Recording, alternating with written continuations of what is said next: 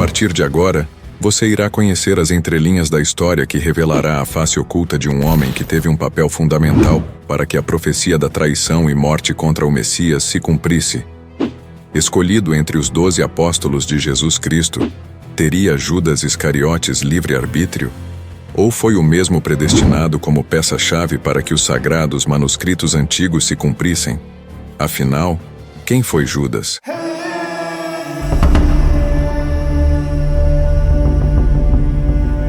Bem-vindo ao canal Relatando a Bíblia.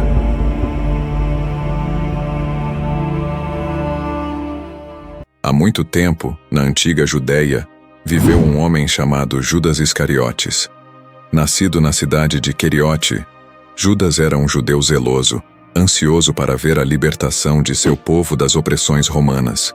Quando ouviu falar de um mestre carismático chamado Jesus de Nazaré, ele se viu atraído por suas palavras de esperança e redenção. Judas se juntou aos 12 apóstolos escolhidos por Jesus, tornando-se um discípulo leal e dedicado. Judas estava disposto a seguir Jesus, acreditando que ele era o Messias prometido que lideraria Israel à vitória. Judas também desempenhou um papel importante entre os apóstolos, como o responsável pelas finanças do grupo. Porém, algo inusitado estava prestes a acontecer em Betânia. Então Maria pegou um frasco de nardo puro, que era um perfume caro, derramou-o sobre os pés de Jesus e os enxugou com os seus cabelos, e a casa encheu-se com a fragrância do perfume. Mas um dos seus discípulos, Judas Iscariotes, que mais tarde o trairia, fez uma objeção. Por que este perfume não foi vendido e o dinheiro dado aos pobres? Seriam 300 denários. Ele não falou isso por se preocupar com os pobres, mas sim porque era um ladrão. Sendo responsável pela bolsa de dinheiro, costumava tirar o que nela era colocado. Essa atitude simplesmente mostrava a sua índole que emanava de seu lado obscuro. Entretanto, o momento mais triste da história de Judas foi sua traição. A Bíblia relata no Evangelho de Marcos capítulo 14, versículos 10 e 11, a seguinte narrativa. Então, Judas Iscariotes, um dos 12, dirigiu-se aos chefes dos sacerdotes, a fim de entregá-los a Jesus. A proposta os alegrou muito e prometeram-lhe dinheiro. Assim ele procurava uma oportunidade para entregá-lo. Mas o Senhor Jesus, em sua onipotência, onipresença e onisciência, sondou e conheceu o coração dos homens, a ponto de, na última ceia entre os homens aqui na terra, anunciar a traição. À tarde, ele estava sentado à mesa com os 12 discípulos.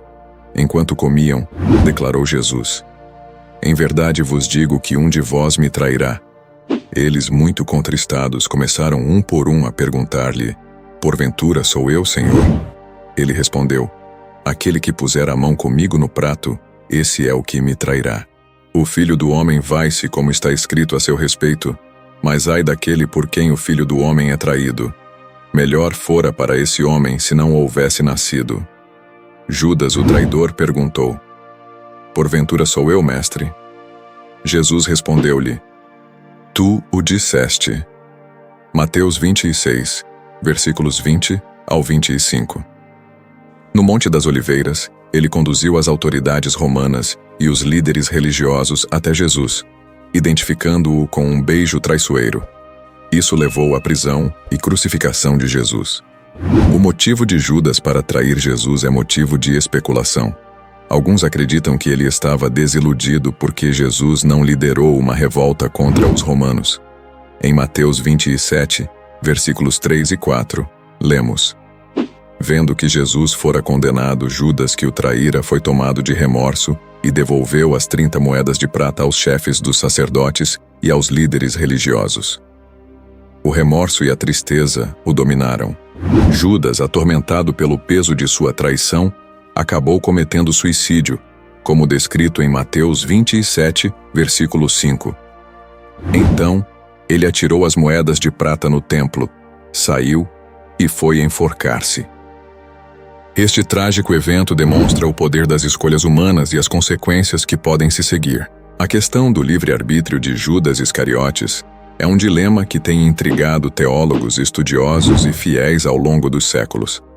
ela está intrinsecamente ligada à questão da predestinação e à realização das profecias bíblicas. A Bíblia apresenta evidências tanto do livre-arbítrio quanto de um plano divino em relação a Judas, o que gera um profundo drama teológico.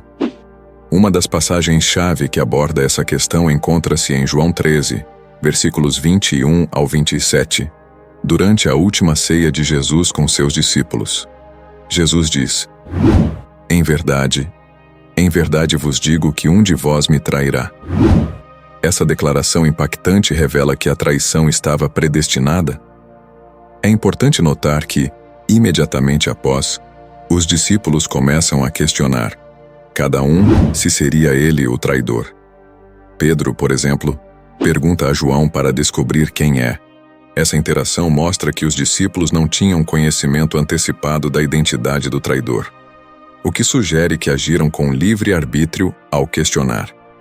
No entanto, Jesus, em seguida, oferece um sinal de identificação, dizendo que quem receber o pedaço de pão que ele está dando é o traidor.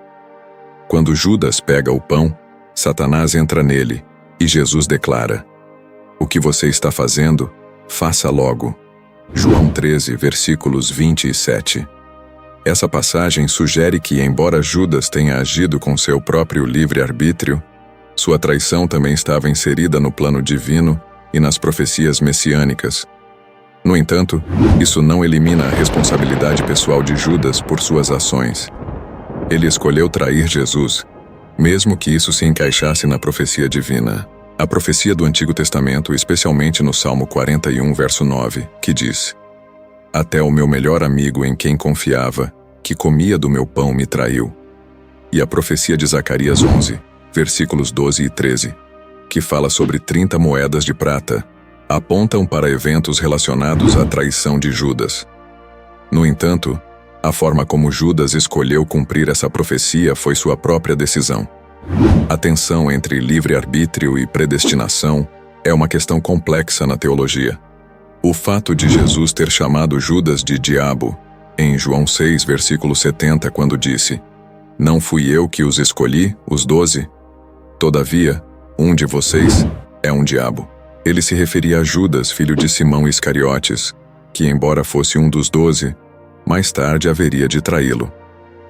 No entanto, essa linguagem pode ser simbólica e destacar a maldade de suas ações, não necessariamente uma indicação de predestinação.